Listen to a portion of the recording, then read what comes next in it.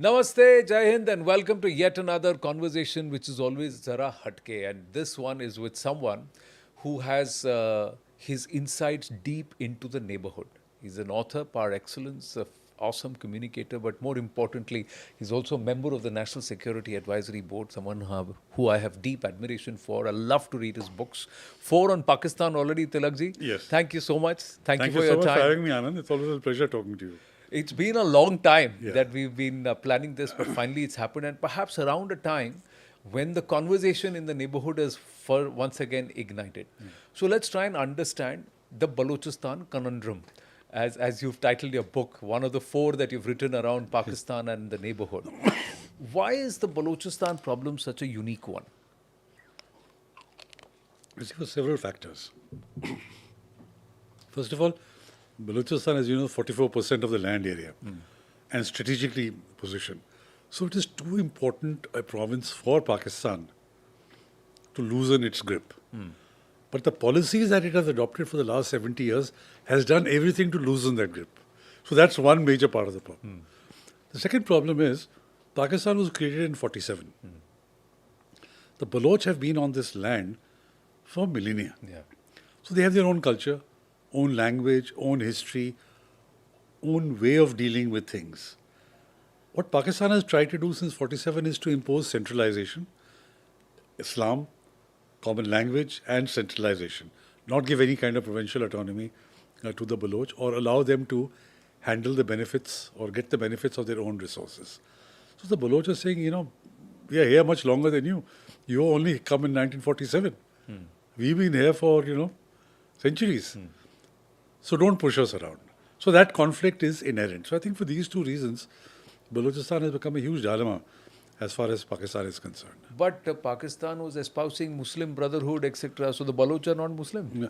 No, they are Muslim, but they are secular.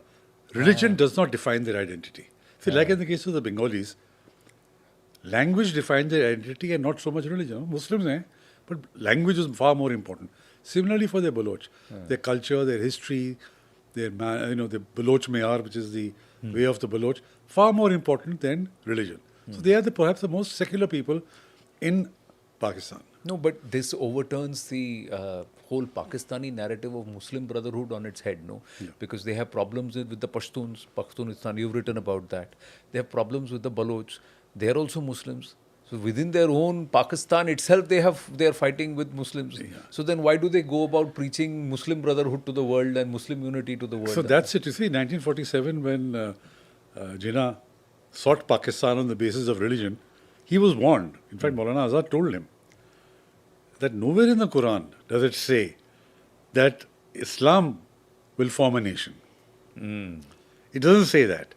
People in the subcontinent have loyalty to their own sects. You can unite them in the name of the sect, you can unite them in the name of anti-Hindu phobia. But you will not be able to unite them in terms of governance. And this is exactly what has happened. All the 4 provinces are pulling in different directions despite being Muslims. There's a 5th insurgency going on in Balochistan at the moment, the far more serious one. The Pashtuns are up in arms, a section of the Pashtuns are up in arms. So it doesn't work. It hasn't worked. Despite the fact, so artificial unity, if you try and create on the basis of Islam. You see, if Islam was such a unifying factor, why are there 52 Islamic countries? Correct. Why are there so many countries in the the Arabian Peninsula itself? Correct. So it is not a unifying force, and this is where the mistake, the initial original mistake was made. True, but Imran Khan recently and everybody else, they try and say the Muslim world should come together. Pakistan will always stand up for the cause of Muslims. So it's quite a hypocritical position then, isn't it? And they should be called out for it. The other thing, Tilakji, is that Pakistan could not have done this on their own. Whether it is the occupation of the province of Kalat in 48, where they invaded in 47 and then 48, the annexation happens, or thereafter. So one big superpower has to be bankrolling this. Between the Americans and the Chinese, one of them have always been involved. Fair or unfair, right or wrong? No. That time it was the British. That was the British, huh? It was the British who sort of eased the path of the Muslim League to become the representative body of all Muslims. There was a strong movement of Muslims in Hyderabad. The British made sure that only the Muslim League got recognition as the representative body of the Muslim. And within the Muslim League also there were different leaders.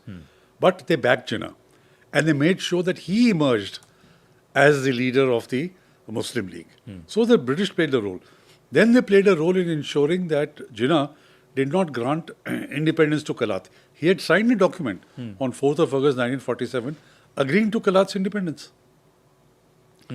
But by October, the British said, look, you can't do this. Initially, the British thought that they will keep Kalat independent because that was the Treaty of 1876. That they would continue to deal with Balochistan and they would be able to use Balochistan for their imperial, interests. But then they realized the whole of Pakistan was available to them.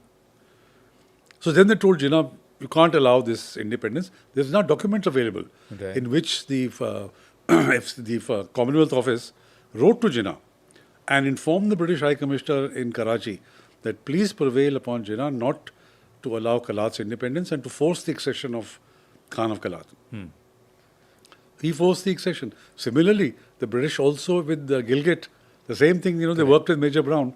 So it was the British hand up to the 50s that made sure that Pakistan was not only created, but Pakistan became a viable entity. Please explain to me and to our viewers, what was the strategic intent behind this? There was a geostrategic intent for the British to do this. They could have left Pakistan or this entire Punjabi Sunni population and that region of Punjab which was split. Why did they want to merge Sindh, Balochistan, then Gilgit and Khyber Pakhtunkhwa and all of that? What was the strategic intent? You see, in 1947, the imperial staff, the British imperial staff, they were preparing plans for the post-Second World War. And, how would they locate the forces? And they realized that their forces or British objectives could be met by having a deal with Pakistan itself. They didn't need India. So that kept India out of the equation. Then they found that they have to strengthen Pakistan. So they did three things. First, they converted the Durand Line from spheres of influence to an international border. So Afghanistan lost the entire FATA and it came to, they prevailed upon Jinnah not to allow the exactions of Kalat. And they told Major Brown to organize that mutiny once they found that the Maharaja of Kashmir had signed the instrument of accession with India. Now their interest was that after the Second World War they realized that the Soviet Union is a threat. Relations deteriorated almost immediately. And they also felt that for the protection of what was called the wells of power, the oil wealth of the Middle East, they needed a base. So they found that Pakistan would be the best base, rather than Balochistan itself. So that was their imperial interest, that they wanted to have a strong Pakistan in which they could use against the Soviet Union. Now, Britain was a totally exhausted power. US took over from Britain. Correct. And they set up an airbase in Peshawar. Peshawar and Shamsi also later on. For Peshawar, the U-2 flights were shot down. Remember? So it became controversial. So they started using Pakistan. Then Pakistan became member of CENTO and CETO and things like that. So they stepped into the Britain's shoes, which Britain could no longer continue to do. So that was the strategic interest of the Britain and then of the United States. Where does India come into the picture? Because Pakistan often in times has said that this entire fight or problem in Pakhtunistan with the TTP or with the Baloch, with various factions, is all engineered by the RNAW of Bharat. So let me ask you this. So, if you look at Pakistan's history from 47, they never accept that anything is their fault. They've always externalized their problems. India karwa raha hai, Israel karwa raha hai, US karwa raha hai. It's somebody else always. They never look within themselves. Why are the Baloch upset? Did India force the accession of the Khan of Kalat? Or was it Pakistan? Did they break promises with succession of leaders, with Baloch leaders, that got the Baloch upset? Has India come and deprived the Baloch of the fruits of their resources? It is they themselves, their policies, which have alienated the Baloch to such an extent that now the fifth rebellion insurgency is going on. Similarly with the Pashtuns. They funded, they supported, they gave targets to the Taliban for 20 years. Right? Correct. And once the Taliban got into Kabul, they were rejoicing in Pakistan. Imran Khan said, we broke on the shackles of slavery. Their objective was that the Taliban in power will defang the TTP and hand over the leaders to us. It will throw out India from Afghanistan and it will recognize the Durand Line. That was their security concerns. Within 6 months, they found none of the three are happening. That was not India's fault. Taliban said no question of recognizing the Durand Line because it's an undefined border. Yeah.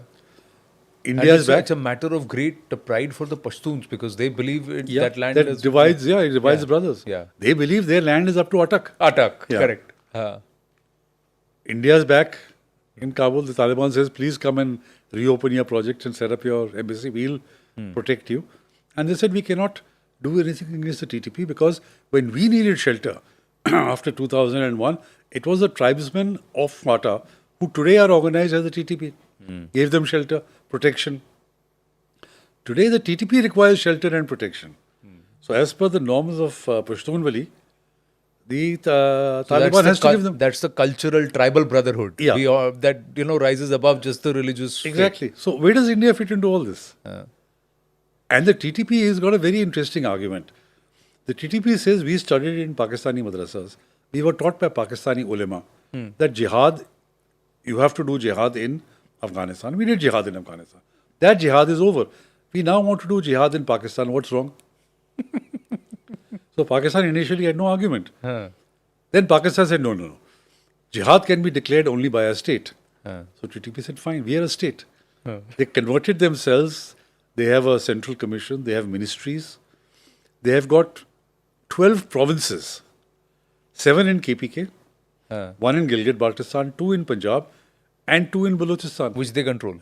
They have nominated as shadow governors, exactly what Taliban had done in Afghanistan. They said, we are a government now. And we have declared jihad, so tell us what's wrong. Pakistan has no answer to their questions.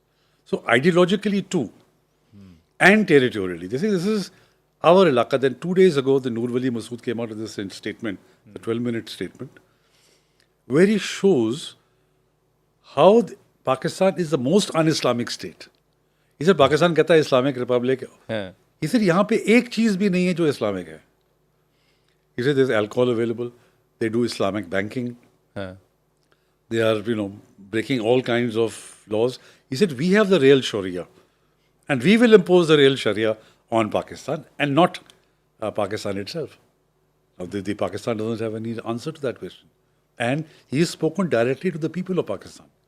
So he's not addressing the government or the military. He's addressing the people. He said, your government is mostly totally un-Islamic. So, in all this, where is India? नहीं RNAW ही सबको पैसे भेज रहा है fund thousands of dollars are being sent और सारी training RNAW और Indian फौज कर रही है that's the Pakistani challenge. Again, whether it's the Pashtuns or the Baloch, they don't need to be trained to fight. They are born fighters. Correct. They know the terrain. They know their area. Nobody can come and teach them how to fight. They can teach others how to fight. Nobody and also to survive in those hardships. Yeah. So that is one. As far as money is concerned, even for example the Taliban in 1.0, they have different sources of revenue generation. And people have documented this. There are books written on this, where they get their money from. From extortion, overseas, rich Arabs fund them.